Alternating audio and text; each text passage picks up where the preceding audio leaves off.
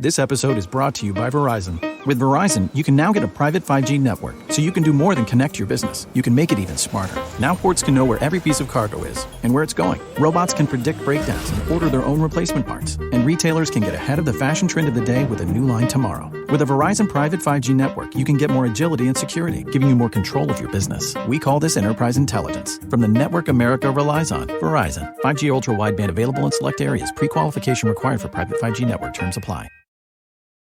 Ready to make your house a home? Whether you're adding a new fireplace, tackling a project, or just needing extra cash, Pathways has a home equity line of credit that helps you use the equity already in your home. Visit pathwayscu.com. That's pathwayscu.com for more information on the home equity line of credit from Pathways Financial Credit Union, your true financial partner. Member NCUA, Equal Housing Lender. What up? This is not the best of the Eric Zane Show podcast. All right, a lot of this stuff, I'm not going to lie to you. I'm not going to say, oh, this is great. This is awesome stuff. I would like to think that I have some degree of consistency. It could be consistently shitty to some of you, but I still like to maintain whatever it is, a level of consistency. So, you know, in my own twisted mind, I'm like, well, no matter what it is that I have out there available, old stuff from the past nearly 4 years, it's all worthy. Now, deep down, I don't believe that. I just want you to be able to listen to something while I am away for a period of time. All right? Fair enough? That's why I call it not the best of the Eric Zane Show podcast. However, I do feel reasonably confident with some of the material that I have today. A great limo story. Those are always good. A great story about when I made Diana think she was going to die. It's ridiculous. Also, review of a fight at a restaurant. I love those moments. And also, I'm going to start it off with this segment right here. And this is the very first thing I did when it comes to podcasting in its current form. All right. I was fired on a Friday, January 4th, 2019 from WBBL. And then Saturday happened. And then Sunday, I was podcasting. And this is that. This is the first segment. It's like a 20, 25-minute clip. Me, I just hit record, pushed live on the Facebook from this very room, the Fear Bunker studio, and then kind of did it. Now, the way I deliver a show has obviously changed. When you do this for as long as I've been doing it, it's, you know, you're going to, I guess, adapt or change or whatever. But so you may notice that. Also, the tech sucked even worse.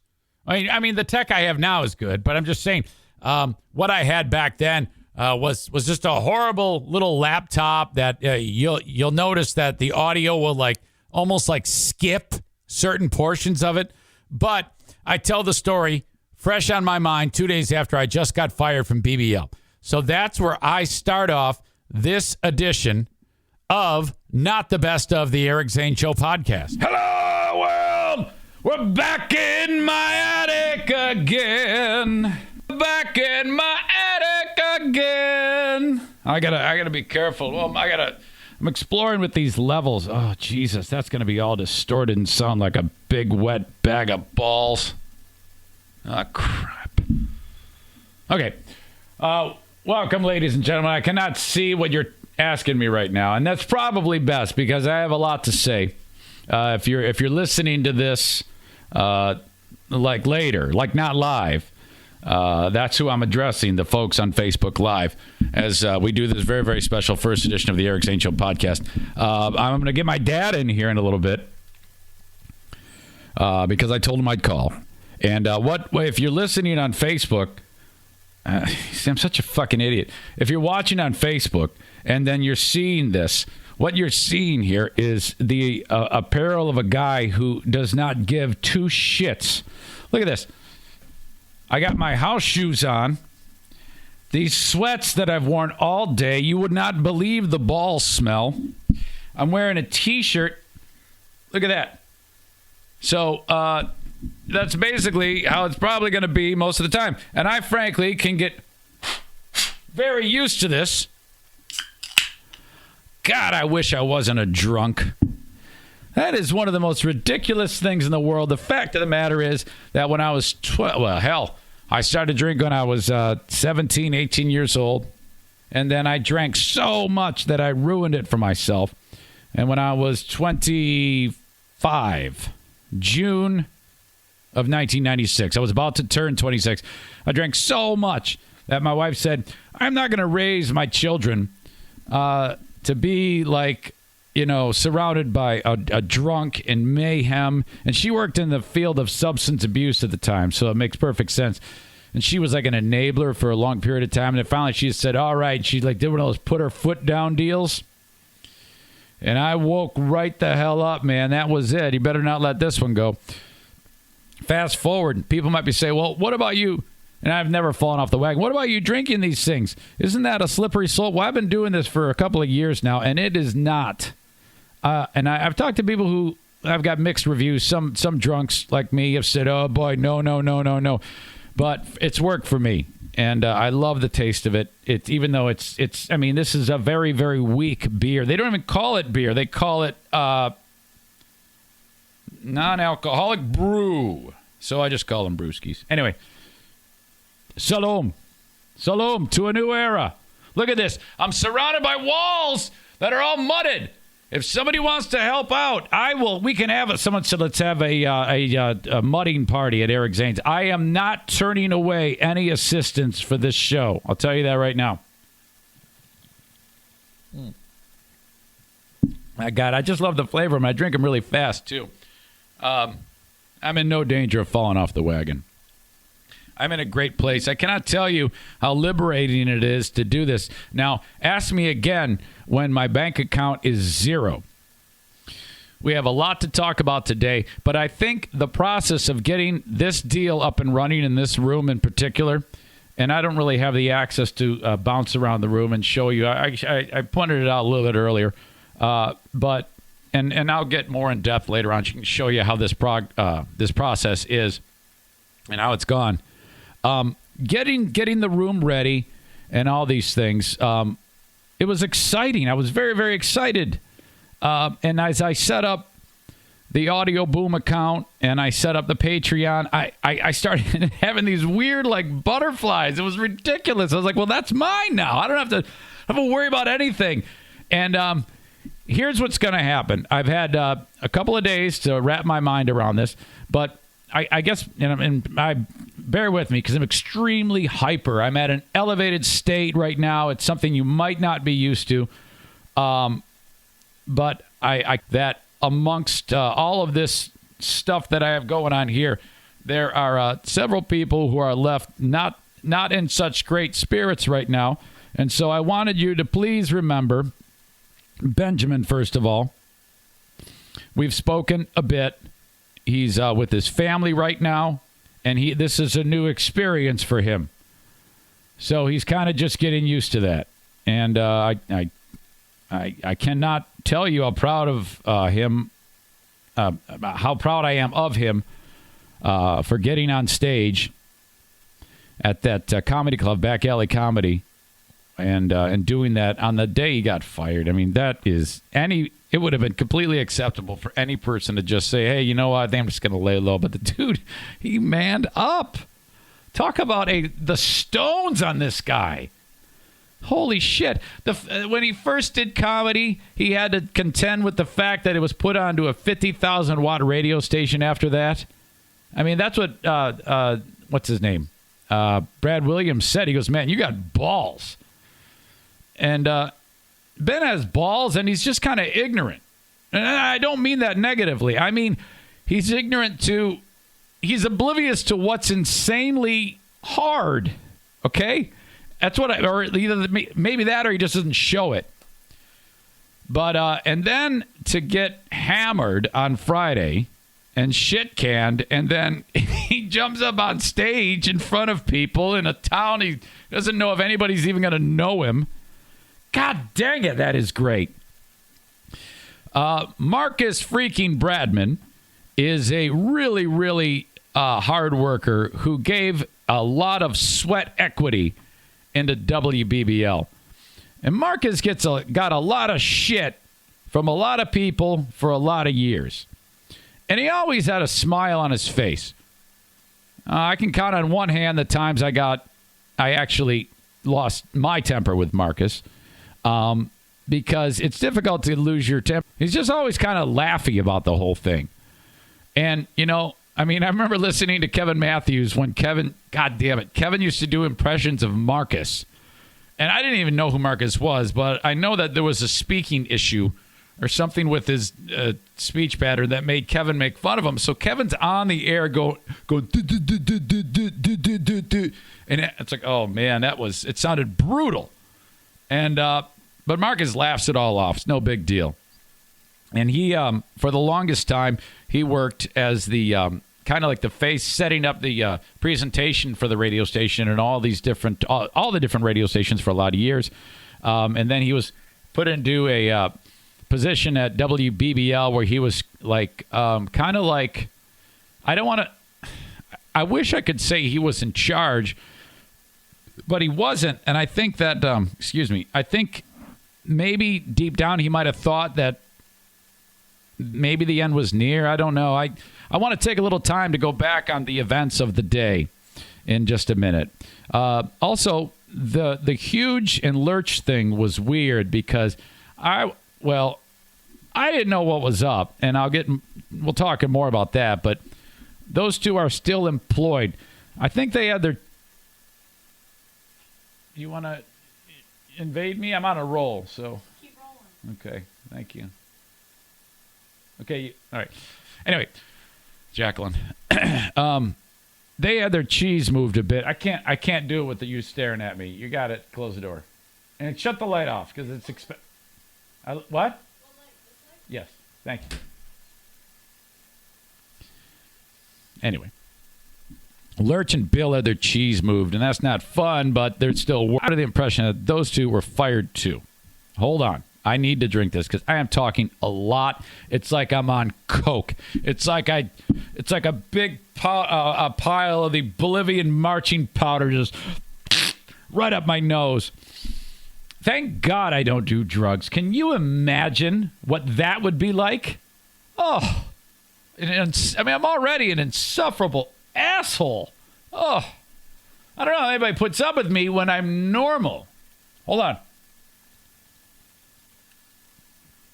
Please, drink your own at home. Salom. Is that what they say? Shalom? Salom? Salud. What the fuck? I don't know. Where was I? Okay. Let's go back to the day. Friday was like any other day. And let me just say that I did not see this coming at all. There wasn't a day that I went into the WBBL that I didn't feel like... I always felt like we were going to be great. I mean, I was really, really proud of the show. I was proud of how Ben and I were doing. I know when shows move. I know when there's a pace and a momentum. And I felt an energy between Ben and I that did not get bogged down at all. Occasionally we'd have a stinker of a segment, like maybe I threw it together too quickly or something like that. And I especially became excited this week because Sam Mills comes upstairs and she is still working there. And I a couple of times like, come on in, Sam. And Sam is it allows you to have this 3-person dynamic, which is what you want most of the time. It's the easiest thing to do, especially at least for us, because Ben feels a lot of pressure is off of him, and he's more into the drops, and he's more of a sniper. And it just flows. And I knew on the days that she was in that it was really moving even better than before. So I was excited about that. Friday, no exception, man. We had that comedian came in, Jay came in, and I had thrown up right before he got there. So that was the start of the weirdness. But I was like, well, this is bad. I'm concerned. I went back to the radio studio, and And from that point, at the end of that hour, Ron was getting set to come in, and I got sick again. Terrible. Then Sam said, look, you're white as a ghost. And I go, you're right, and I'm probably going to get some people sick here. I should leave. This was a mistake for me to stay even longer than I got sick. Excuse me. So I leave. And I remember I was at the elevators, and I texted my boss, who is, she's always like, I need to be informed. So I texted her. I texted Mrs. Warmth, hello, I got sick. I'm in trouble. Sam and Ben are going to keep it on the road while I'm gone. So, in fact, I saw the sales staff outside of the building walking in to start the day. Hey, how are you? Not good. I go home. While I'm walking into the door, I said to myself, man, the family's going to think something's up if I come walking in the door. I got to make sure the second I get eyes on these people that I say, excuse me, damn it. Oh, that's bad. That sounded bad. I need to make sure that I say, hey, I'm not fired. And I actually thought that exact thing. I ran into Aubrey first. Hold that thought. All right. If you're picking this up on the audio, it just stopped. You may have missed something. I swear it was only a handful of seconds. This is one of these, little bugs on the Eric Zane Show podcast. But considering we're 2 days removed from being fired, I think we're doing okay. This meeting at 3, Ben and I speculated. Actually, I convinced Ben. I go, hey, I think I know what's up. Yeah, what is it? I go, I'll bet you they're going to take the sports programming and move it onto the AM, and they're going to give you and I a big, fat, nice, juicy format, and we can be the cornerstone of it. I really believe that. And then I said to him, I go, I think Sam Mills is in on it. He goes, what? I go, I don't know, man. She's super confident, because I was talking with her, and she said to me, I think this is going to work out great for you, Eric, because I had said to her the day before, I don't know, Sam, I'm a little bit scared about this. And she put my mind at ease and said, I wouldn't worry about it. I think you're doing great, and I think this is going to work out awesome for you. Now, Sam didn't know anything, but she was devastatingly wrong. It did not work out well for me at all, at least at the time. I think as of right this second, it is. So Ben and I were kind of stoked about this Friday meeting. I get sick. I go, I'll see you back here for the meeting. I'm going to be back here for that no matter what. He goes, okay, cool. My wife has been under the weather too. Whole family's been wiped out with this flu. I walk upstairs. She's still asleep. It's like 8:40. It dawns on me as I'm going in the room, I have not yet heard from Mrs. Warmth. And that's weird, because she's always like, right away. As I'm waking up, saying, hey, I'm here. Don't worry. Nothing bad happened. I'm just ill. My phone buzzes. It's from Mrs. Warmth. It says, okay. Responding to, hey, I'm sick. That was weird. Normally, it's polite with, oh, my gosh, I'm so sorry. Sorry you're ill. Yeah, rest up, and we'll get back after it. But it said, okay. And right there, the spider sense started to tingle. And I was like, but I dismissed it. And I laid down, and I felt so bad. And it was so bad that if I moved, my head would hurt so bad, the nausea, it would make me throw up. So I did that more than once. Within the first 10 minutes, I'm laying in bed, and I finally fall asleep. And the phone starts buzzing.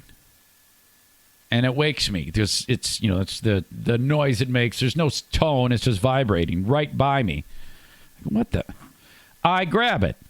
I see missed call from the radio station, and I see text message from a person at work. And it says, Ben and Marcus were just let go. And I went, oh, my gosh. This is it. They did it. They freaking blew it up. They fooled me. First of all, I don't know what anyone I mean, how good of a move or bad of a move this is, or how well or not well they are prepared for this move. I guess it remains to be seen if they really do, the brass, have their ducks in a row. Remains to be seen. What they do for sure have is an unbelievable brand of stealth. Holy shit. Talk about a blindside. Oh, man. I was like, fuck. And every person that I've talked to said, we had no idea. So whoever is the genius who got the freaking Harry Potter invisibility cloak on this thing, fuck. Nobody knew. I've talked to nearly every person at the radio station individually, saying goodbye to them, because these are all very, very nice people, the ones that I called, and no one knew shit. Either that or they were not, they just didn't tell me. But no, it was all really good. But they were all floored. No one had any clue. So, in fact, when they dropped the hammer on me, which I'll get more to that in a second. Hold on, I gotta see what time I'm calling my dad. Okay, we got a little time. I called somebody at the radio station and said, hey, man, I'm dead. He goes, what? Dude had no idea. Nobody had any idea. Remarkable. Pause. Everybody take a drink. Take a drink to this new freaking thing. Oh, my gosh. It's going to be so much fun. All right. So then my head's reeling. I got to call the boss. Now, this guy, his name is Bruce. All right. This might be one of the nicest people on the planet. He is so polite and kind. And it's, I don't know, I've been through it enough that it was no big deal. A lot of people have had a problem with him firing me over the phone. Fuck it. Who cares? Don't worry about it. I don't care. I'm glad he didn't say, you have to come in. Because I'd have been like, well, I'm going to be barfing all the way there, man. I might barf on your desk. But he goes, hey, man, it's going down. By the way, the fact that they came in there like the Grim Reaper, cleaning house, and I'm not there. Like, heads are rolling down the hallway, and then they go, we need one more head. Where's Eric?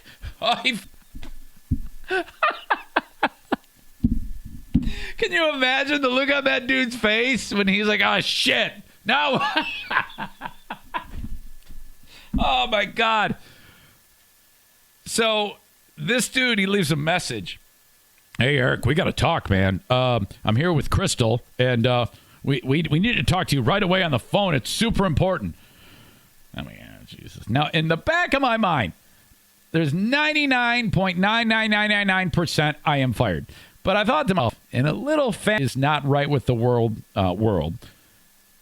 There was that small percentage that was like, maybe they want to say to me, you're our hero, and we've gotten rid of everyone, and you must lead us to the promised land? I don't know. It's ridiculous. So, no, that was not to be. They wiped me out, too. And I said, okay, I get it. I talked to Ben. Ben was sad. Very, very sad. And I think he kind of bugged out of town for a little bit. It's been hit or miss about reaching out to him and talking to him. I've talked to him a little bit here and there, but it's going to be okay. I communicated with Marcus. He was pissed and mad, as can be expected. It's a wave of emotions. I was, hold on, let me talk about this. I called fucking Bill, and then I'm like, hey, man. And he was, okay, here's the thing. I think Bill was a little bit coy on one thing, him still having a job. I thought he was fired because at the bottom of the work release agreement, it said 5 people were getting fired. And I don't know if they wanted to include that on it, but it didn't have names. It had ages. 28, 31, Lurch, Ben. 52, Marcus, 48, Eric, and 57. That's Bill. Done. So I go, Bill, you're... And his reaction was weird. I was like, what? How come he isn't freaking out? And so I think Bill had it in place, but he did not have the chance. He didn't have the, freedom to be able to talk about that. So, and do not give him any shit about that. That's the way the business goes. That is a 100% normal thing. You take care of your own thing, and then you branch out. And I talked to Bill afterwards. I go, you fucker, why didn't you tell me? And he goes, I couldn't at the time. So don't worry about that. No big deal. Don't care. And you know what? I'll tell you this right now. People say, you should, if someone knew, you should have been warned. Bullshit. I do not want to be warned ever, because those days leading up, I had a lot of fun doing those shows. Those shows were never dull to me. I never had a problem doing them. I enjoyed all of those shows, and they were great, man. When Ben and I got in that fight, that was a disaster. That, I don't know, maybe that did contribute to them saying, all right, screw this whole thing. But we did fix that, and we're still very close, and we were close on the air. As you know that, we're very honest with you all about that. I've never tried to bullshit you in any way. We've never... that's been the one thing that we've been very, very strong at. It's just lay it out there, and that's it. They're either going to buy it or they're not. Get ready, Ohio. FanDuel, America's #1 sportsbook, is coming to the Buckeye State. And to kick things off, you can get started with $100 in free bets as an early sign-up bonus. Plus, when you sign up today with promo code OhioSB, you'll be all set for when FanDuel goes live in Ohio. Then you can bet on all your favorite teams and all your favorite sports with $100 in free bets. Just download FanDuel's top-rated sportsbook app. It's safe, secure, and super easy to use. Ohio, this is your chance to get in on the action. Join today with promo code OhioSB. Make every moment more with FanDuel, official sportsbook partner of the NFL. 21 plus and present in Ohio. Bonus issued in non-withdrawable free bets that expire 7 days after FanDuel accepts its first real money sports wager in Ohio on 1/1/23. Unique user identity verification required. Offer ends on the go-live date. Restrictions apply. See terms at sportsbook.fanduel.com. Gambling problem? Call 1-800-GAMBLER. You think your dog deserves the best. BarkBox knows they do. And the best is exactly what BarkBox delivers. Every month. BarkBox keeps your dog entertained all month long with original toys and healthy, yummy snacks. You'll get fun, themed goodies curated for your dog, and you'll be joining a community of pups and their people. Sign up now, and BarkBox will double your first Thanksgiving-themed box for free. Get your gobble on with twice the toys, treats, chews, and Turkey Day fun. To start spoiling your dog and get your free upgrade, visit BarkBox.com/podcast. Peloton's best offer of the season is here. Get up to $300 off accessories when you purchase a Peloton bike, Bike Plus, or Tread. Choose from a variety of accessories like our cycling shoes, a heart rate monitor, non-slip grip dumbbells, and more. If you've been looking for a sign to join Peloton, this offer gives you everything you need to get going. This limited time offer ends November 28th. Visit onepeloton.com to learn more. All access membership separate. Offer starts November 14th and ends November 28th. Cannot be combined with other offers. See additional terms at onepeloton.com. All right, back in real time. Not the best of the Eric Zane Show podcast is happening. Don't forget, I still have a Patreon that I want you to be part of. And oh my gosh, bigger and better things have been headed to the Patreon. Just awesome. Specifically, Who Are These Zanes? The show that I put out there once a week on Patreon with Ben, where we review old Eric Zane audio from different radio stations that I've worked at, all of which shitty. Patreon.com/Eric Zane for the ad-free Patreon. $5 or $10 a month gets you hours and hours and hours of material each and every week. I do 11 bonus shows most weeks on the Patreon. So check it out, patreon.com/Eric Zane. Now, the opening of Not the Best of the Eric Zane Show podcast is brought to you by A&E Heating and Cooling. One of the longest running sponsors I've had. Thank you, Joe Martinez. You are awesome. 616-516-8579. Forget old bitchy grandma yelling at her kids. Forget the scumbags at Service Professor. Fuck all those guys. All right? You need A&E heating and cooling. Only on a podcast can you say, yeah, fuck the other guys. Call upon A&E heating and cooling, 616-516-8579. Tu madre es una puta. Say that, and you will save 0% with A&E heating and cooling. Okay, back to more of Not the Best of the Eric Zane Show podcast. Now, right now, as we speak, my foot is not visible, but there is no sock on it, and there is no shoe on it. In fact, I'm not lying to you, I'm not even wearing pants. So I have to be very careful how I sit here on the camera because people might see me actually in my underwear. I don't want that. I hope the cat doesn't come in here all in a panic, carrying like a rabbit, because then I would have to get up with my nearly nude ass running behind me. So, no, I'm not going to show you, Megan. What the hell is wrong with you? Come on. It's embarrassing. So the doc is like, gross. I'm like, oh, come on. Now, I've known this guy for years. So you might be like, what type of professional courtesy is that? I've known. I call him stupid. It's like, hey, stupid, fix my foot. So he prescribes the medication, and then away we go. On the road to recovery, it takes half a year for your nails to grow back. Awful. Awful, awful, awful. But that's not why I bring this up, because my right foot is destined to kill me, I think, because this was on Friday. All right. Now, Saturday, I don't know how I managed, but I actually got up at like 6:45 because, I get up about 6 Monday through Friday. On Saturday and Sunday, I want to sleep until, 10 or 11 in the morning. But a pal of mine named Rob Hyde, he is a terrific runner and a person in the community who always helps out. Rob Hyde reached out to me and asked me if I wanted to run the Deemer. That's a 5K that's been going around for like 30 years. The Deemer family of races, or the Deemer, I forget what it is. I don't even know. There's like 5 Deemers. Prominent local running family. Anyway, Deemer hosts his race, 5K, and it's the donut race. If you beat Deemer, I forget his first name. Is it Brian? If you beat Deemer, you win the donut. Well, there's no chance I'm going to beat Deemer. He's in his mid-50s. I think he's probably about 19 minutes for a 5K, so the dude still is just crushing it. There's no chance my fat ass is going to beat him. But Hyde says, you want to run the Deemer? He's one of the race organizers. I go, yes. I did the old just say yes. I didn't think. I wanted to. I wanted to get out of it. And then I said yes. And then after I said yes, I was plotting how I would get out of it.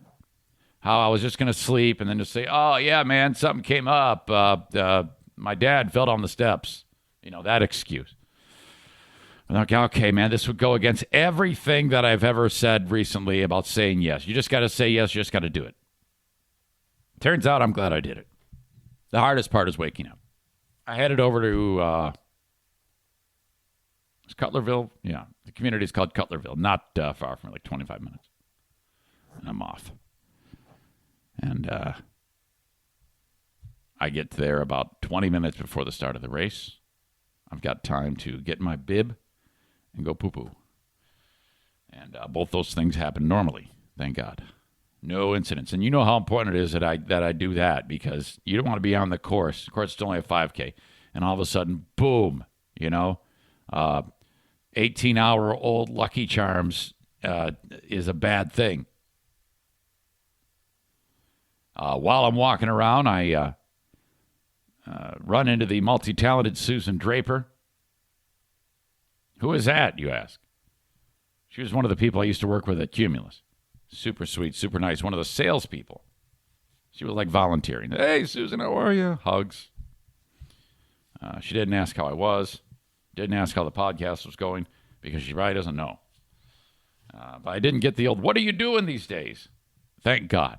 Just kept it simple. Good to see you. Bye. Race starts. Now, I know about how I'm going to finish in this race. I had a goal of, if I was lucky, under 23 minutes, but I always shoot high. So I'm not too disappointed. 24 minutes. So that'll be about 7:40, 7:45 a mile. And so off I go. It always sucks to get started, but I take off, and then all right, I'm finally going. Mile 1 in the books. Mile 2 in the books. We got one more mile to go. Now this is where you gotta really suck it up here. Now you're gonna get people starting to fade. I notice this. Here's the thing: whenever I'm running, I always encounter somebody like this. Someone who looks like they have no business running as fast as they are. And not that I was breaking any records, but I was probably running about 7:15, 7:20 a mile, which for 50 years old isn't bad. And there's this dude in front of me who looks like a linebacker. He's not that tall, but he looks to be about 40 or 50 pounds overweight, just murdering it. And I'm like always in awe at these big husky behemoths crushing the time. And I go by him, and I hear, "Hey, Zane!" And it was Husky Behemoth guy. It said Hill on the back of his shirt. And so I go, "Hey, Hill!" And I put up my hand to give him a high five. Of course I'm going to give him a high five. What an idiot, right? So as he goes to give me my high five that I so desire, something causes me to miss the high five and stumble awkwardly. That thing was a lightning bolt of pain, thunderbolt of pain through my body and shooting out of my eyes as I go, "Oh!"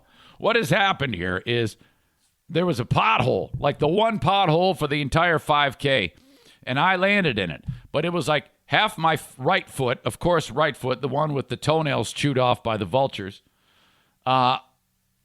hit the flat surface of the road, and the other half of my foot went into the hole, and my ankle rolled. It folded like a Portuguese man of war, and oh my gosh, the noise alone was enough to make you throw up. It went kaplunk, cracko, and I'm like, whoa. And my ankle rolls all the way, it felt like up to my hip, if that's even possible. It was so bad. Now, I've done this 1 billion times, usually on the left, but I know how this is. And so my ankles are so, because this has happened so many times, they're loose, okay? And they're not, it's difficult for me to break them because I've done this so many times. So I'm pretty confident it's not broken, but I'm not 100% confident it's not broken. There's only one way to find out, and that is to keep running on it for me. Now, most of the times in the past I had stopped, but this time I'm not going to. So I just keep striding and to see how it feels. The next 5 steps were some of the most excruciating pain that I've ever felt my entire life.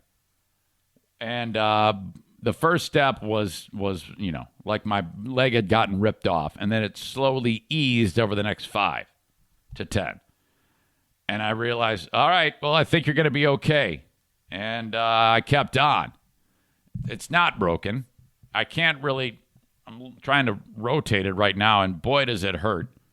So I continue on with the race. Now, when I rolled the ankle, Hill, husky guy in the pink shirt, passes me. But I pass him late in the race. And I want him to run with me. So I pass him, and I know he listens to the show, so I go, "Come on, Hill, get on my hip. Let's go." And so I'm trying to bring this guy in. And then I go, "Come on, Hill, you got a shot at the title. Don't blow it."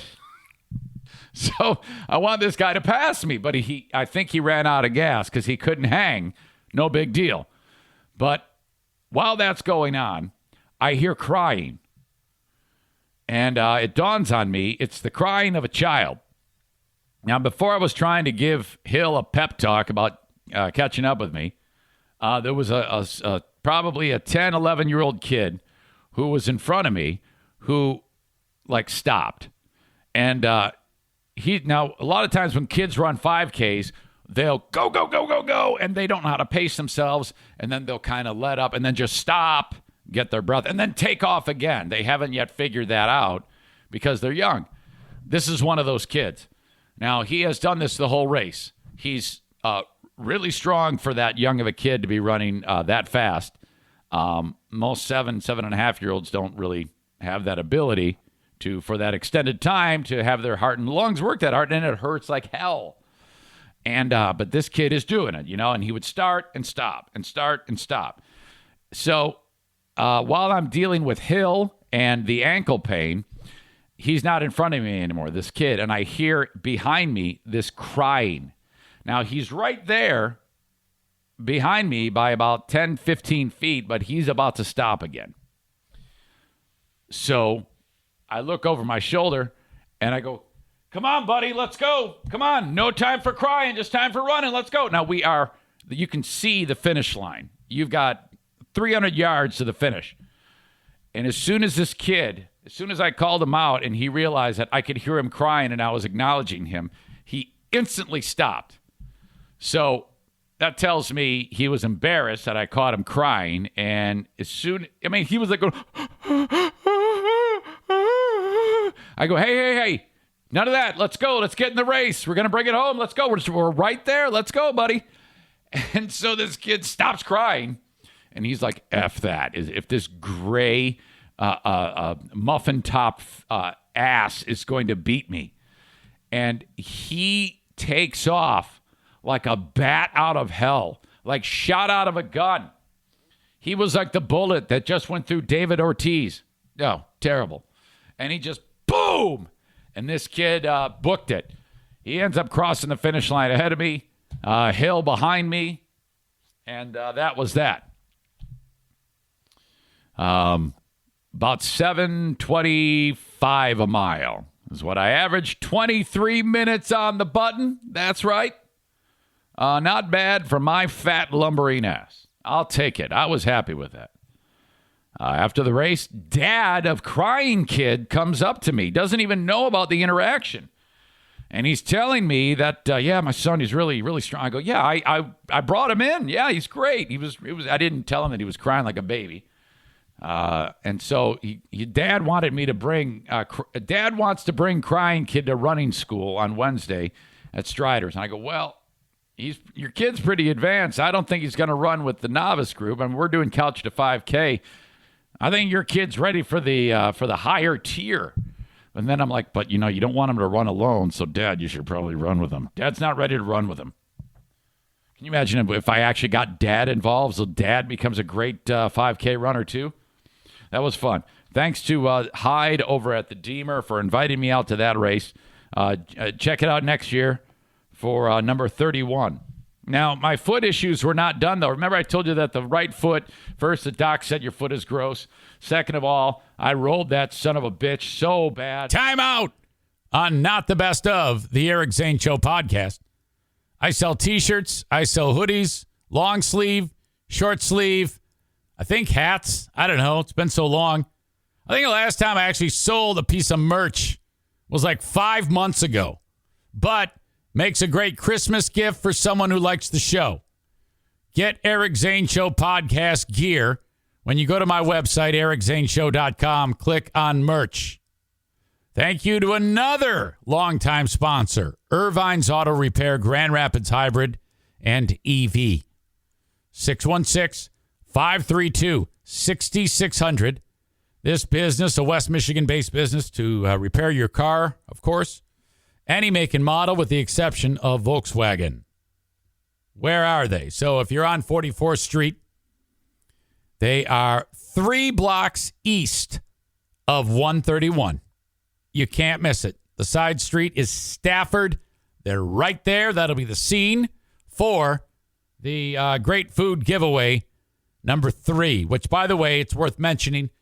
We are always in need of more cash for that. Venmo is at Eric-Zaitunian. I know my real last name. At Eric-ZeitunIan.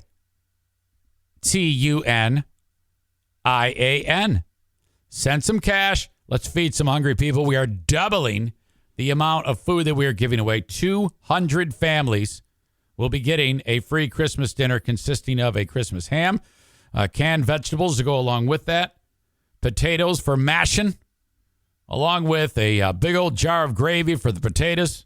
Some people make their own gravy, but still, we're throwing it in. The King's Hawaiian rolls and a pumpkin pie. Any dollar amount is appreciated. I don't care if it's $1. Do not be ashamed of that.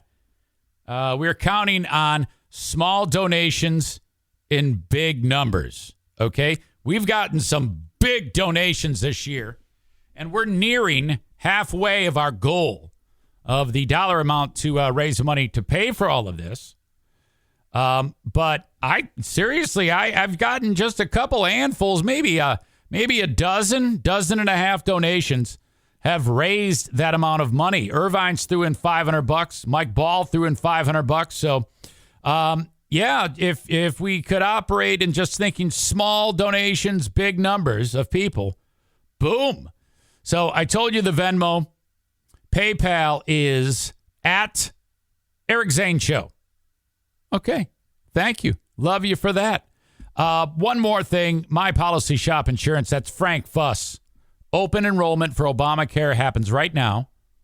Frank can help you every step of the way. And please do this. If you do not have insurance, health insurance, have Frank take care of you. 616-914-4070 to set up your appointment. He will help you every step of the way with this. And he does it for free because he's taken care of financially by the insurance companies. That's how it works. And consumer doesn't pay for that because the insurance companies love people like Frank because they bring them.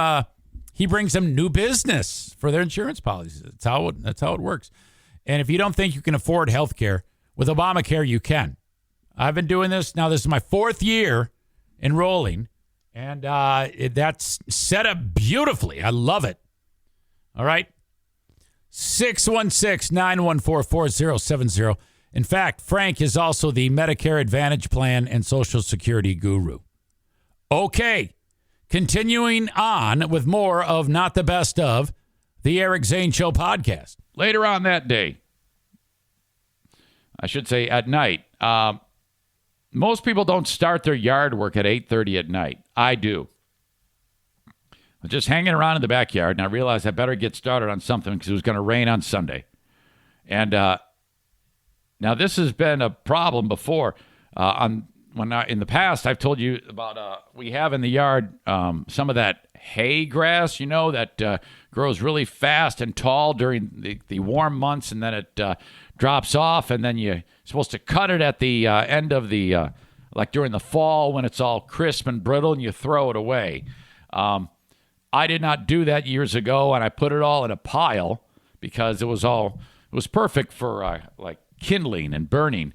I thought there's no sense wasting all the space in the garbage can, and I lit it on fire, and I learned very, very quickly that stuff burns not faster than gas, but faster than lighter fluid, and that is a fact. If I'm not just saying, that's not hyperbole. If you drop a match on this hay grass when it's dead, the flame rises quicker and faster and hotter than fuel oil, the stuff that you light your charcoal grill with. It's crazy. When that happened years ago, it went so hot and so fast and so big, I almost caught the backyard on fire, which would have in turn caught my neighbor's garage on fire, burnt the side of my face because I had to dive into the existing live trees and pull the branches back. I was holding on for dear life to keep them they were sizzling. The sap in the needles was going, psst, ready to ignite, man. That was very, very scary. It was no joke. Burnt the side of my face. It was all shiny. And I walked into the front yard after dodging this bullet. I had no water on hand to put out the flames, but somehow I survived and the flames died down. I wander up to the front. I'm in pain because I'm burnt. Jim pulls up in the driveway, goes, "Why is the side of your face all red? What happened to you?" I go, "Yeah, I hurt myself. I caught my face on fire and almost the neighborhood." So now I've learned my lesson to not do it that way. So what do? You do it again. That's it. So in the backyard, I got the hay grass that most people cut down in the fall. Mine's still there. It's growing new hay grass underneath it, but it looks like shit. So I want to get rid of it. So I get out the hedge trimmers and I cut them down, cutting some of the existing new hay grass so they're nice and neat now. Like I said, this should have been done half a year ago. I had started the fire in the yard, not different fire pit. It's one I had built recently and never even used the damn thing. So a little fire crackling. I'm all alone, of course. I do have water though. I got the swimming pool full of water and a bucket on hand just in case. I go, I'm not going to let this happen again. No big deal, right? Sure. So I gather up some of the hay grass, throw it on the fire, and sure enough, it lights on fire as quickly as I've described to you. But I go, I'm not going to pile this stuff on. I know how quickly this burns. It's a little windy too. My neighbor, by the way, has just I told you about how the crew Los Pollos Hermanos put the new roof on Kuiper's house. He's probably looking out the window like, oh man, this dumb son of a bitch. I've had my roof about 6 hours and it's going to burn down. Thanks, stupid. So I was keeping an eye on it. I didn't want the guy to think that I was going to burn the neighborhood down. And no big deal. And nothing out of the ordinary happened. I'll just cut to the chase. So don't expect this to go the way. But you know what did happen? Getting back to the foot. I'm so stupid. I'm walking around the yard cutting this stuff and throwing it on the fire with no shoes on or socks. I was too lazy to go in the house and put on any footwear. Anything would have been more appropriate than bare feet. For the simple fact alone that the dogs take dumps back there. You don't want to be stepping in dog dump problem. And you sure as hell don't want to be walking around, a fire. Fire. And then it happened. That hay grass, you throw it on there and then it lights up and then the ends break off and they fall out of the pit. And that happened. And the pain that I felt when I stepped on the ember was worse than rolling the ankle. It was, I don't know how these people that walk on hot coals do it, frankly. How is that even a thing? Because this thing wasn't like just a little hot and I stepped on it and extinguished it with my foot. It was so hot, it stayed in solid form when I stepped on it. It was hot enough, but thick enough that it wasn't burned through. And it went through my foot. So hot. You won't believe how painful this was. Now, I've got a very, very calloused hobbit foot. It's gross. It's like a thick layer of leather skin that's just horrible. Thank God I've got that because it went through that and then into like where it hurts. And man, it wouldn't stop burning. The damn thing went into the foot. Okay. And I'm I'm lifting my foot up and grabbing it with one hand and hitting the bottom of my foot, and it won't stop burning because it's inside of my foot. Wow. There's a mark there like you wouldn't believe. I don't want to show it to you. Like it'd be really weird if I did that right now. I don't want to do it, but it was so bad. I ran over to the pool and the water's ice cold and just dunked my foot in there into this green algae water because it hadn't yet been treated. I just took the cover off the damn thing. Oh my God. Oh, Jesus. The things I put myself through because either I'm lazy or just ignorant or dumb. This was complete laziness. So now I've got this big, gigantic, it wasn't even a blister. It's just this, I have like this wound on the foot. I'm pretty convinced it's a 3rd-degree burn, but it's a line because it was the shape of the hay grass, which was thick like a pencil. Okay, so very, very awful, terrible. That's basically what I went through this weekend with this stupid foot of mine. We got to talk about the juicy seafood kickin' crab fight in Jackson, Mississippi. First of all, I just love the name. juicy seafood kicking crab. All right. You know I love to break down fights on any type of video. So this one is no exception. It looks like several families here are involved in the juicy seafood kicking crab fight. And in the YouTube video, which I'll link up, you can see, if you're listening to the audio podcast, you'll be able to click on it and watch it, and then you can kind of piece together what I'm describing to the actual video after the fact. But for those who are watching live, I am going to do a breakdown of the video so that you'll be able to see and hear what's up. Now, I don't know about here, but for sure see what's up in only the way that I like to do. So families are there, and apparently, from what I'm understanding, there was a couple of families. This is the type of place where like everybody's pulling the tables together, and they're gonna crush some frickin' seafood. And the restaurant looks great. This looks like a place that I would love to hang out at. Great food, it looks like, because I love seafood. And so they got one family, which is several people, and another family, which is several people. And for one reason or another, things start to roll. And when the video starts, the women in this video, these are women who would be described 25 years ago as fat asses. But nowadays, they're curvy. Here's the thing about women who look like this. They have power, a lot of power. Now, the stamina and the lung capacity might be a little low because they probably don't go out and go running. But for short bursts, you're going to get some serious strength there, okay? So in both, if you're going to go to juicy seafood kicking crab, you're probably going to have a few studs on your fight team. And both sides do. One of the things that stands out here is they start to like throw things at each other. First, they're throwing silverware. All right. And then finally, on the other side, the opposite end of the restaurant, a lady picks up a napkin dispenser. So we're increasing the size of the objects being thrown. She brings her arm back, and all of the napkins of one side of the napkin dispenser fly out. And then as she follows through with the throw, the other side of napkins go flying everywhere. Okay, so now the game is up. The first group that was throwing the silverware, they have now grabbed chairs, and they are swinging them. Okay? In fact, let me just get after this. Instead of doing the play-by-play and then rolling the thing, I'm just going to show you right now how it unfolded. So you've got... It goes from silverware to napkin dispenser to the chairs. All right.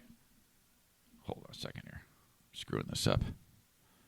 Okay, you can see that, and here we go. Look at now. One of the things you notice is there's a lot of children here. This kid's, he should be in a limousine listening to Justin Timberlake songs as some old lady crashes a car in front of him. But no, he's at juicy seafood kicking crab watching all these people fight. And look at this restaurant, by the way. You got this little decorative Jeep here on display. Maybe the animatronic band can get in there and play. I don't know. But this is what I meant about the curvy ladies. These three right here, okay? Actually, four. There's four ladies right here. And that you're looking at about 1,000 pounds of lady right there. These four. 1, 2, 3, 4. All right? And you got another little kid here. All this kid wants to do is eat some seafood. And no, she or he has to dodge flying utensils. See, they're like picking it up off the table and throwing it at this group, okay? And then look at Mama here, another curvy lady. She's $3. She grabs the napkin dispenser. Now watch. See? All the napkins go flying, and then she throws that thing. It goes, and then, okay, this lady here, she gets the chair.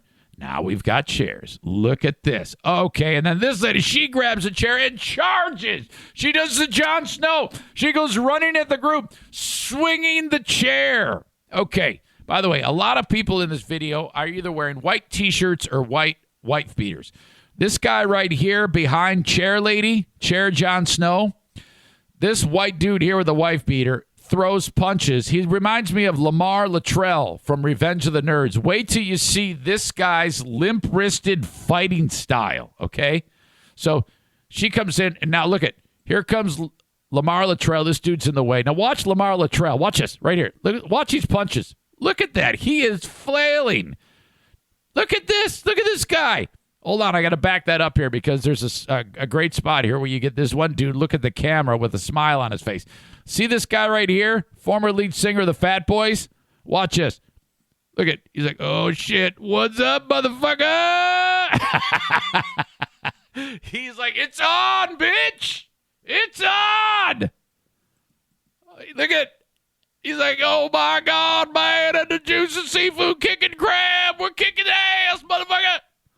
Holy shit. That is great. Then he looks back.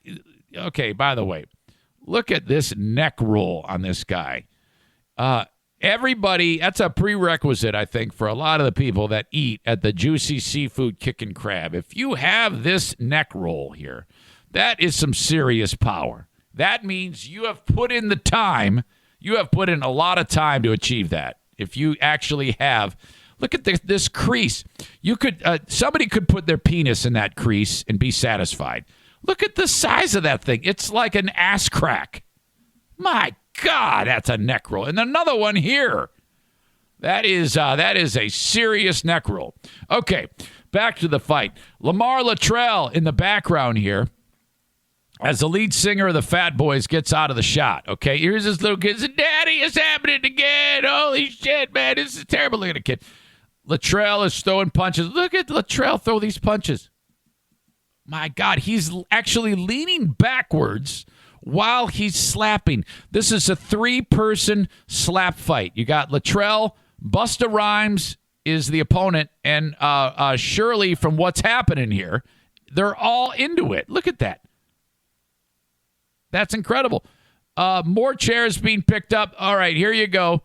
Raj's mom is now picking up the chair, and she's swinging it. Oh! And then this lady falls down. More chairs. Luttrell picks up the chair. Did you see that? It was like he was inbounding a soccer ball. It was like that guy who threw the bobcat. Watch Lamar Luttrell here in the wife beater. Pick up the chair, and boom, that is great form, and it hits this chick in the jean jacket. Another one of the hefty quad band of seafood eaters, and it actually hits her, and it doesn't do anything. Oh my God! And then the fight kind of goes over to here. So you have basically skinny guys and fat women.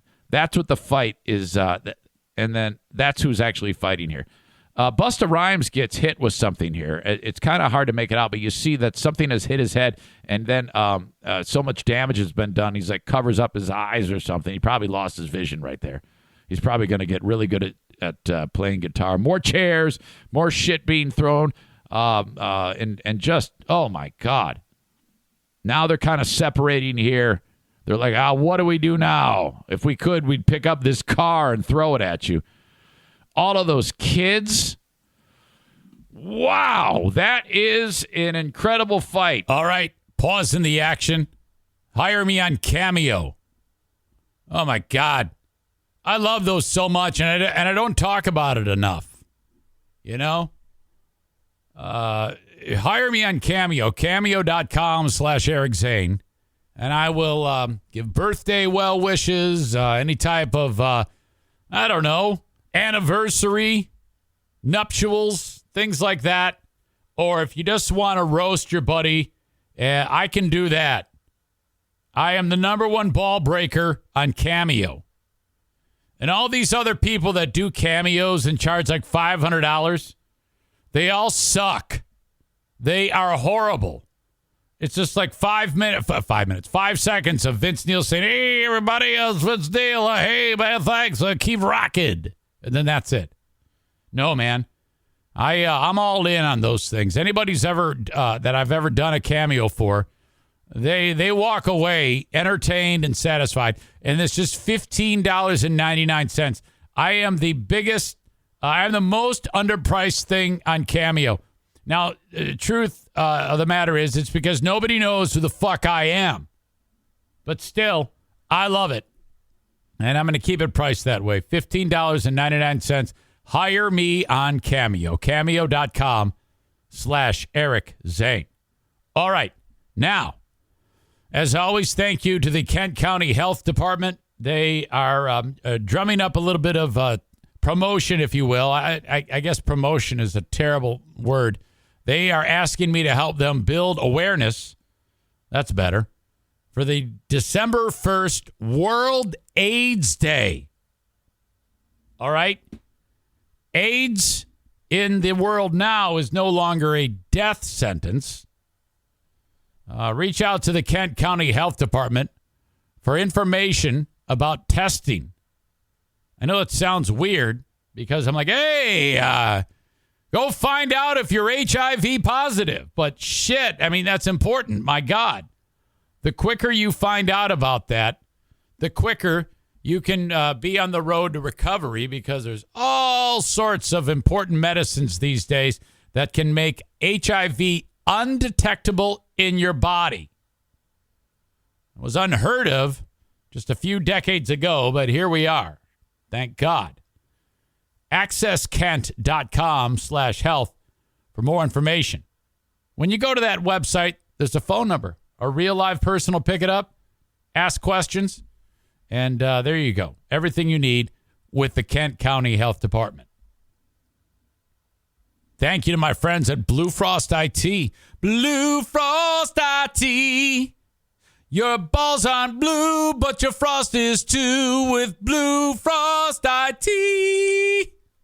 So dumb. BlueFrostIT.com, 616-200-8550. So Blue Frost IT is Michigan's #1 rated IT, managed IT service provider and tech support in all of the entire state, as voted on by the IT nerd tech community. 3 years running. Blue Frost IT will sit down with you for your small or medium-sized business in and around West Michigan for a 30-minute complimentary consultation as to finding out what you need to upgrade your tech. You know, you're going to age out of the old stuff, and, hey, you got to update it, because when that stuff starts to malfunction or just can't be supported anymore, you have to upgrade. Blue Frost IT will help you every step of the way. For any other issues you have, spot fixes or things like that, you just have problems, Blue Frost IT will help you with your tech. 616-200-8550. Continuing on with more of Not the Best of the Eric Zane Show podcast. Problem in the middle of the night last night.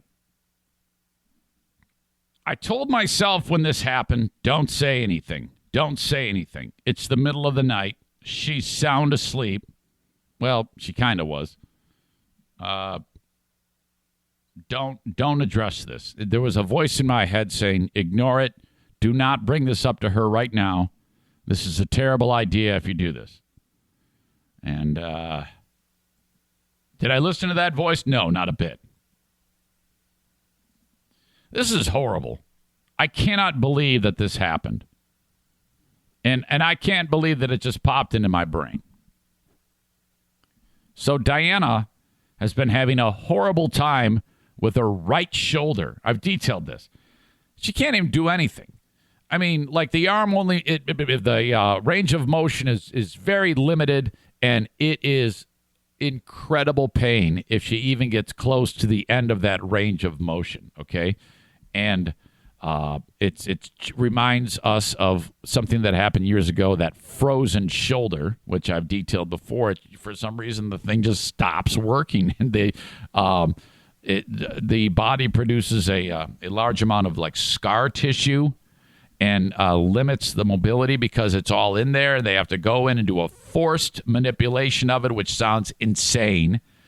They knock you out, and then they go, and then your shoulder makes a noise similar to what that MMA fighter probably made the other night when he kicked the dude. And then they send you on your way and you start rehab and they bust up all the scar tissue. The joint itself can move. It's not damaged. It just has scar tissue. It's just really, really wonky. So they don't know for sure the problem here. So first they tried rehab. That didn't work.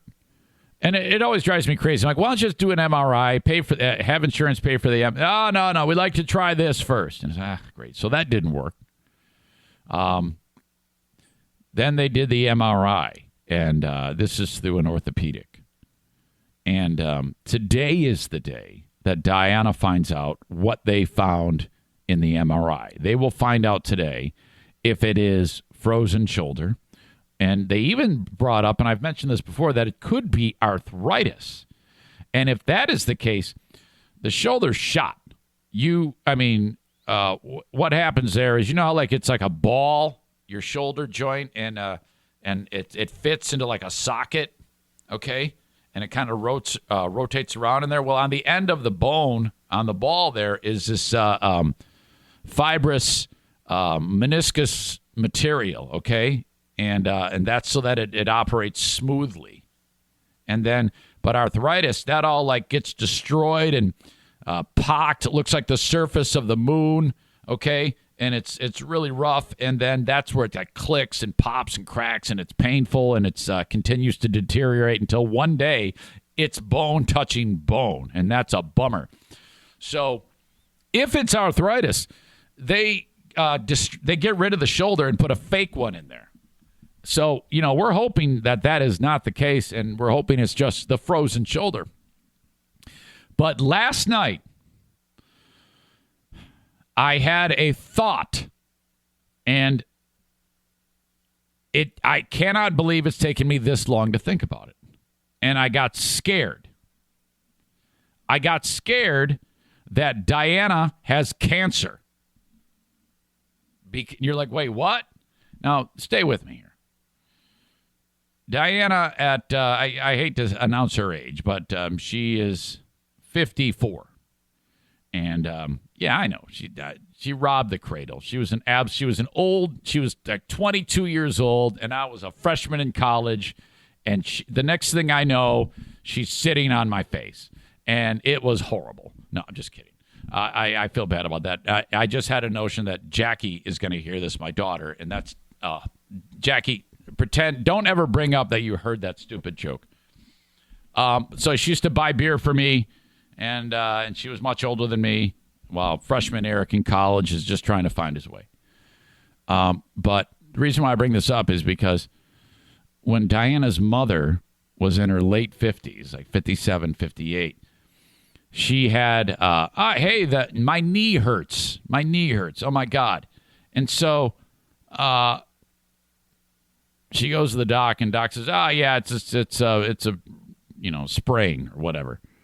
And then she says, I don't know, it feels really strange to me.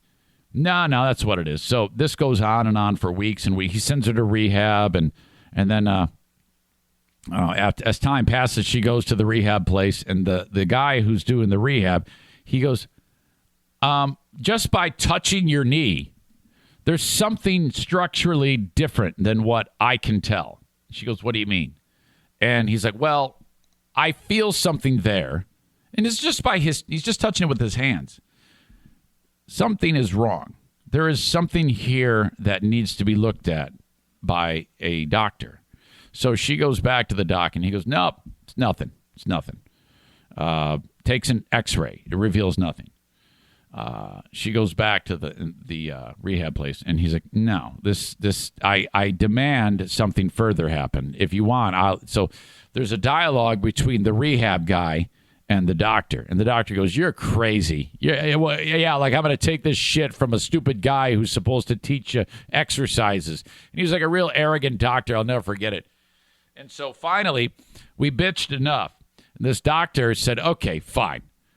I'll refer you to get an MRI. Well, we got the MRI, and it's cancer.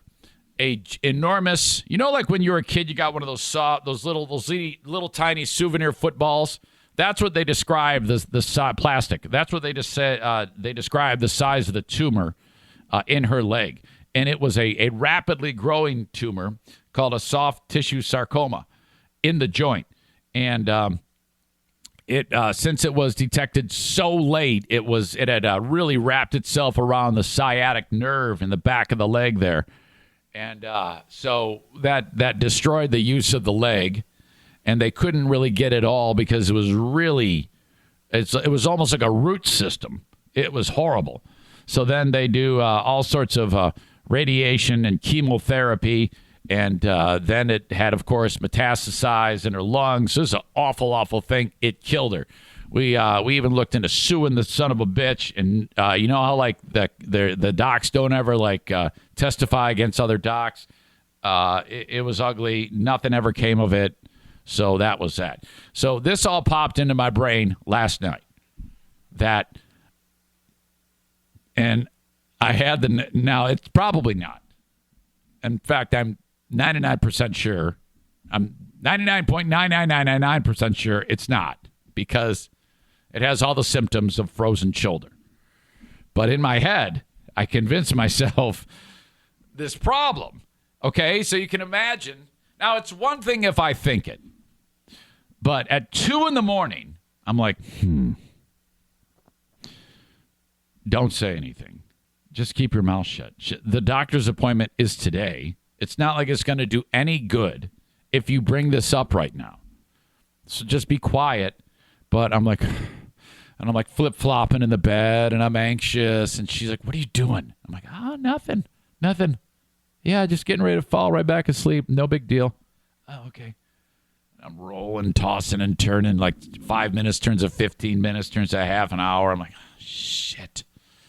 Oh, my God. And the mind is such a... why do our brains do this to us? Why do they try? It's like there's something in there that just wants to ruin your day or night. And it's like, hey, asshole. Yeah. It's me again. Yeah, I know. Oh, my God. She's got so much cancer, it's unbelievable. No, she doesn't. Stop it. What the fuck is wrong with you? Oh, you know it. And it's all your fault. Mine? First of all, she doesn't. How do you know? Yeah, fuck you. Look, it's everywhere, and it's all your fault because you didn't think of it before. Way to go, asshole. You fucked everything up again. You're such an asshole. No wonder why no one wants to work with you. You're either pissing them off or giving them cancer. This is your fault. She doesn't have cancer. Yeah, so you say. We're going to find out soon enough, and then I'm going to rub your nose in cancer shit, asshole. Fuck you. Sleep good. So I'm like, fuck. I go, honey. And I brought it up. I said, hey, so I'm worried. Why? About your shoulder. Yeah, it's fine. Yeah, I don't know. What do you mean? Yeah. What if it's what your mom had, the soft tissue sarcoma in the knee joint? What it's just manifested in your shoulder? Have you thought of that? And I'm having this discussion at 2:30 in the morning. Well, no, I hadn't thought about it. And she said all the things that I didn't want to hear. And I don't know where I thought that would go. I mean, what did I expect would happen? Oh, that's good news. Yeah. Oh, yeah. Hey, that's no problem. Yeah. And so the only reason why I brought it up is because I wanted her to say to me, oh, no, you're silly. But she didn't do that at all. She goes, well, I hadn't thought of that. But now and so now she's a fucking wake.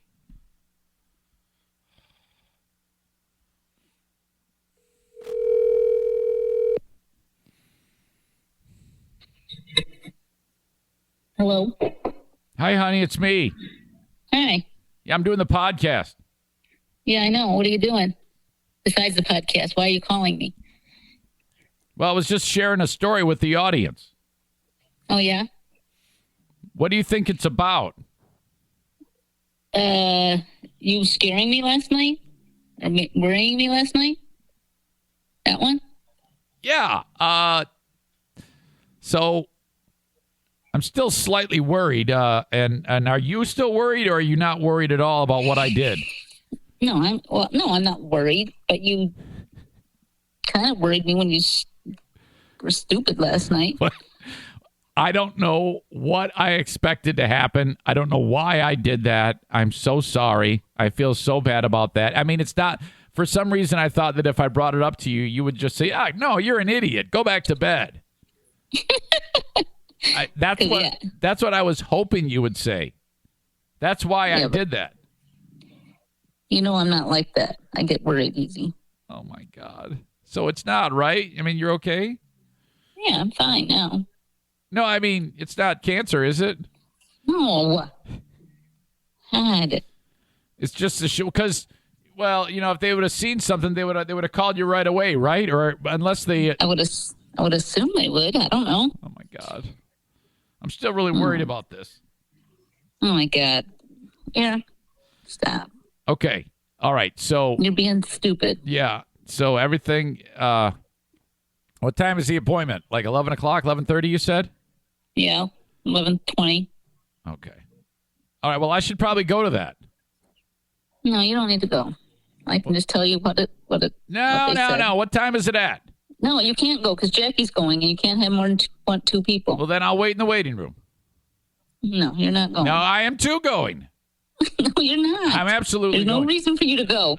I can just call you on the way home. Bullshit. It's a free country. What if there's something really terrible that's happened? I can't. No way. No, I'm gonna. There's no way I can't do this. You can't. Well, why the hell is Jackie going? Because I told you why she's going. Because she wants to try and make a sale. Oh, okay. So yeah. That's gonna be weird. Yeah. Okay. Well, I'll talk to you more about this when I get done.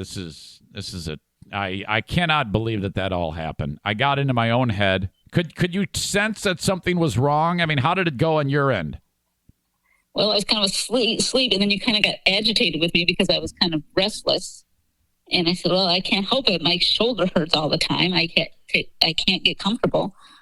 And then you're like, well, what if it's not something bad? Is it like your mom? Like, first of all, it was my mom's leg, not her shoulder. I know, but I thought soft tissue sarcoma can start in it's similar tissue in the shoulder joint. That's why I had that problem.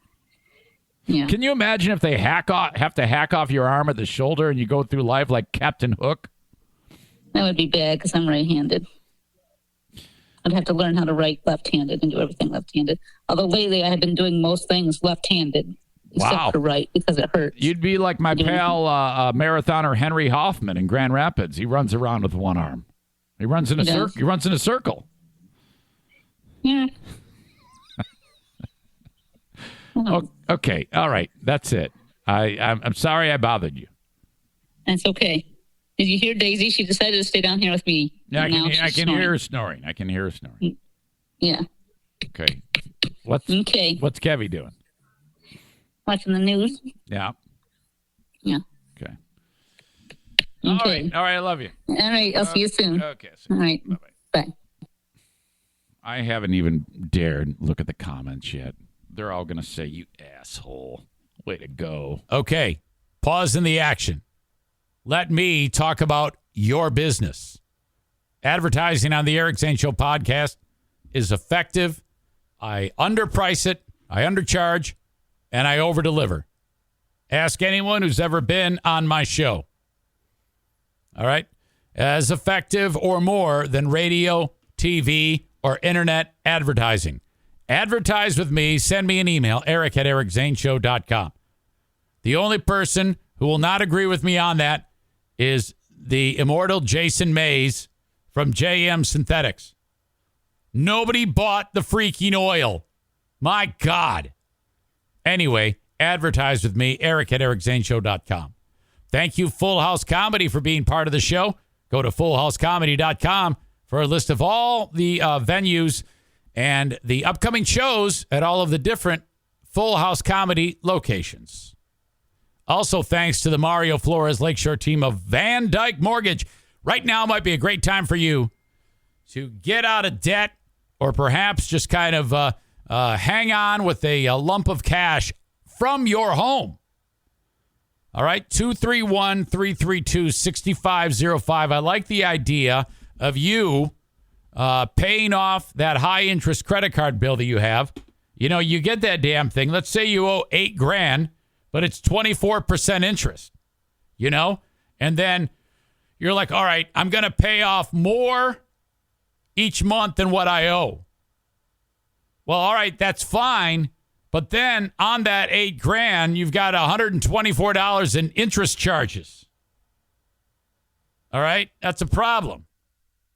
Why don't you borrow the money from your home at 7% interest, pay off that bill, save a ton of money because you're no longer paying that high of an interest rate, and then you've refinanced it.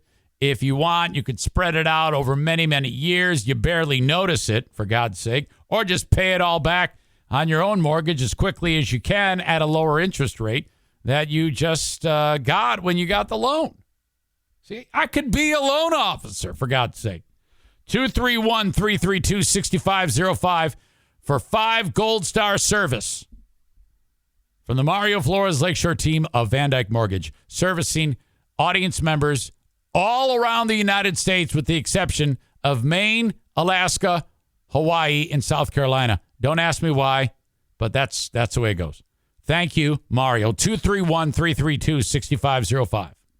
All right, more of Not the Best of the Eric Zane Show podcast. Limo work quite often leads to, I just talked about this yesterday, these crazy-ass stories that take place. And I've got a long day scheduled for Saturday. I'm talking like a noonish to like 1 a.m.ish, that long of a day. I've got 2 different things I need to do. And so I get excited about these things because I'm kind of like, oh boy, where is this one going to take us, man? This is going to be fantastic. All that activity, interacting with these people, it's really a great job. I'm very lucky to have it. But yesterday was a real simple one. Okay, you just get the car, and now I find out that it is a birthday party, and we're talking a very, very young school-age girl birthday party. And I get to the house, and what we're going to do is we're going to pick up about a dozen, like I'm guessing 6th graders from school. And I go to the house, and Mom is there, and Dad is there, and they've got the house all decorated, and the plan is we're going to go to the school and pick the kid up with all the friends. And so she's like, we got to, she's like, well, all this planning, so she wants to make sure it's all executed perfectly. And then she no doubt thinks, oh, no, because I get out of the vehicle to say hello to this nice lady, and I've got my mask. I double up on the masks. I've got 2 masks on. And so I get out, and she goes, do we need to wear masks? Like that. And now it's at this point that even if they had to, even if that was a rule, and I think technically it is, but not in my car. I'm not gonna make the customer do that. And I go, no, just me. I'm just wearing this. If I had said, yep, you're wearing one, lady, okay, she would have beat the hell out of me right there. I could tell that was going to be a problem. So I sidestepped that. Okay, great. I help her decorate the inside of the car, and then off we go. We pick up another mom. We got 2 moms now, and they're just like, this has got to work out perfectly. Take the car over to where the kids are going to get picked up, and then they come around the corner. This army of kids, and I heard from one of the moms that the dads don't even want any part of this because they can't handle this amount of kids. And I go, well, you don't have anything to worry about. I grew up with daughters, so this is no big deal. I've had many birthday parties with a bunch of young girls, school-age girls. I can handle this. So I'll get you where you need to get to safely. No problem. These kids pile in, man. And so You know, what's great about this is I'm reasonably certain that I don't have to worry about any nasty music, okay? Can you just imagine if while we're driving down the road, they start playing that Cardi B song, WAP? I mean, these are young kids. It's all every time it's like 18 and up, it's always like the worst, grossest music, so damn embarrassing. And it happened the last time, this past weekend. I was like, come on, guys. That song by Please or whatever it was, Hypnotize. It was nasty. It's horrible. So, okay, they're listening to, what's that one song that you hear? Is it from the,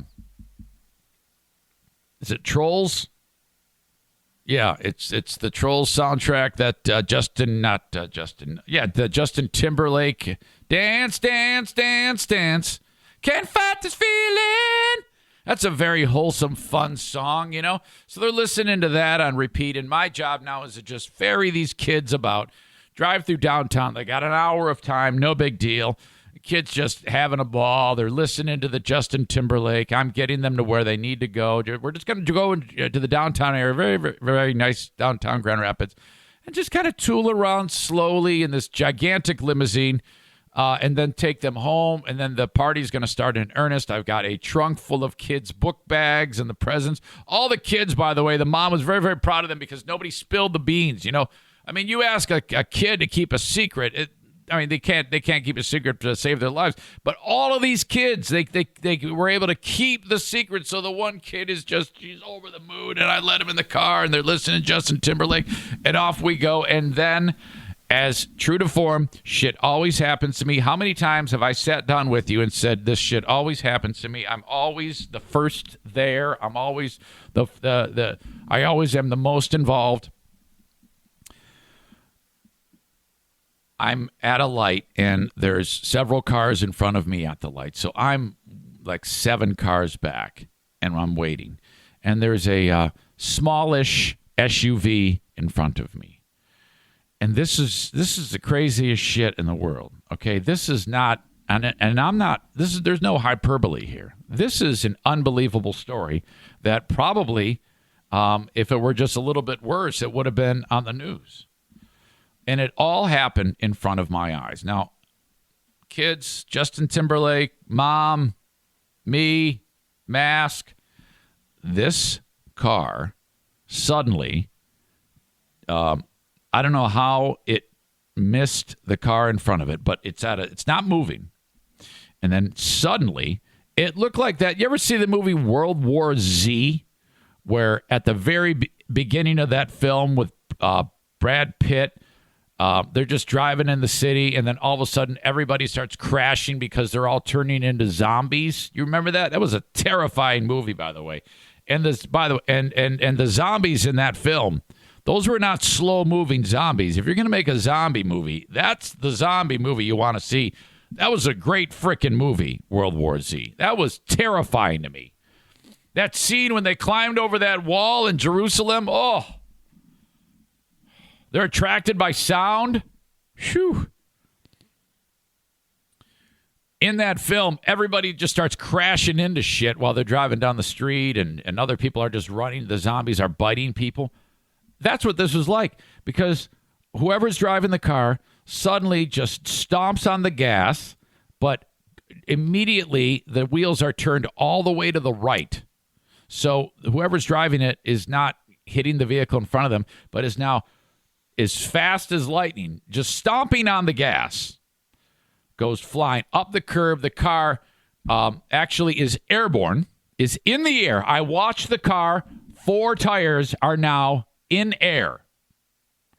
Comes down on this corner house front lawn. It's got about 25 feet of grass, and then house goes right up this little hill of the house and drives right into the living room of this house. Up on the porch, wheels still spinning like crazy, okay, like the gas is still down. Bricks, the front door is in the house. Bricks are falling onto the car. The roof sags. This car's in the house. And I'm going, what the fuck? So I pull it over. I got a 14-passenger Lincoln, 30-foot limousine. Not exactly the easiest thing to pull over, but I pull that shit over, and I look to the back, and Mom, the dance, that I can't fight this feeling. All the kids are like, yeah, dance. And I point to the mom, and she's like, what? I'm Justin Timberlake. What the fuck is going on? Oh, my God, look at that. There's a car in the house. Like a son of a bitch, man.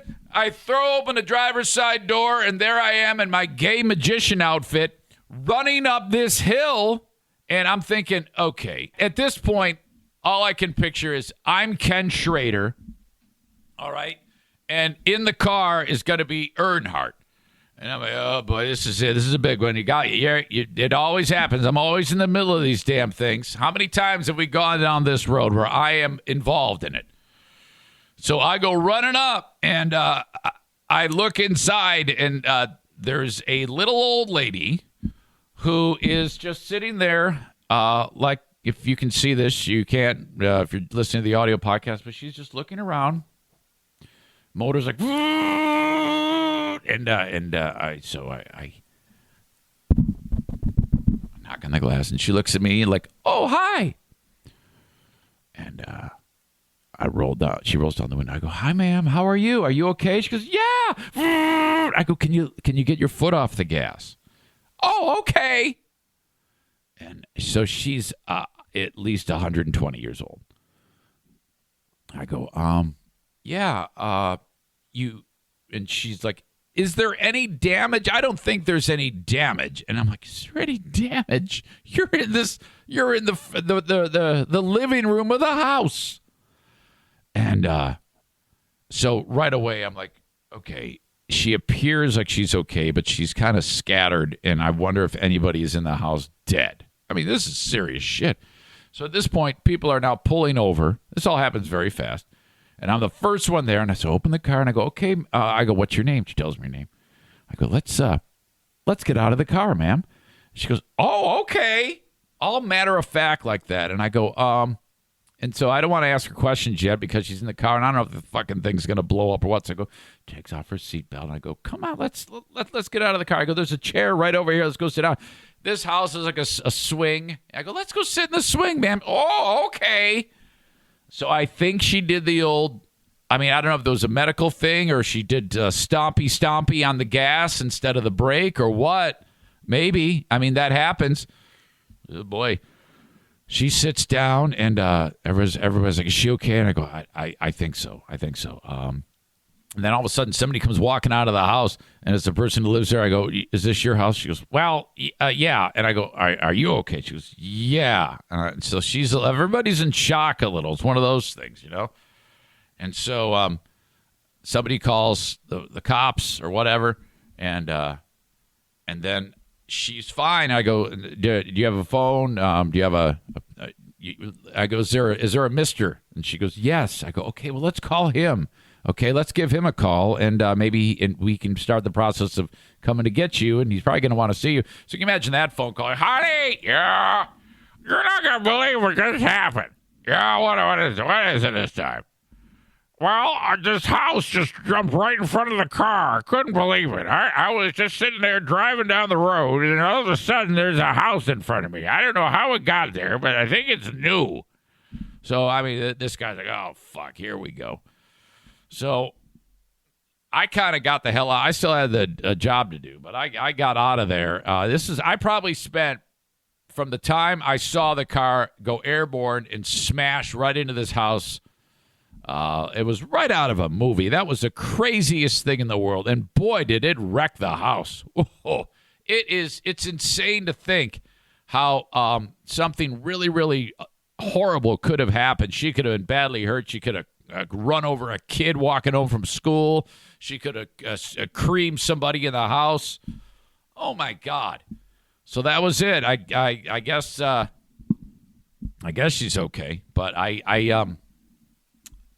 they had it in hand. I said I got to get the hell out of here. So can you believe that shit? As it all unfolded, I was like, what am I seeing here? Yeah, this all happened yesterday. Right in front of me. All right. Wow. That is it. Putting the wraps on another edition of Not the Best of the Eric Zane Show podcast. This one is in the books. I thank you for checking it out. I appreciate that. I will be back coming up on Friday with a fresh show. That's right. Fucking one day off, motherfucker. Back for a Friday edition of the Eric Zane Show podcast. Thank you so much, folks. Have a great one. And I hope you had a great Thanksgiving. Bye-bye. Get ready, Ohio. FanDuel, America's #1 sportsbook, is coming to the Buckeye State. And to kick things off, you can get started with $100 in free bets as an early sign-on bonus. Plus, when you sign up today with promo code OHIO, you'll be all set for when FanDuel goes live in Ohio. Then you can bet on all your favorite teams and all your favorite sports with $100 in free bets. Just download FanDuel's top-rated sportsbook app. It's safe, secure, and super easy to use. Make every moment more with FanDuel, official sportsbook partner of the NFL. 21 plus and present in Ohio. Bonus issued in non-withdrawable free bets that expire 7 days after FanDuel accepts its first real money sports wager in Ohio. 1/1/23. Unique user identity verification required. Offer ends on the go live date. Restrictions apply. See terms at sportsbook.fanduel.com. Gambling problem? Call 1-800-GAMBLER. Ohio, this is your chance to get in on the action. Join today with promo code OHIO. By giving, people will be helping Nationwide Children's Hospital find cures, brighten patients' holidays, and people will be able to support their neighbors when they need it most. When they donate, they will activate in real time a butterfly-inspired light show for patients this holiday season. They will add holiday cheer to the lives of kids who really need a reason to smile. No one wants to think about their child being sick, but should that day come, the donation they make this year could help the care their child could need in the future. Please give now at nationwidechildrens.org/give.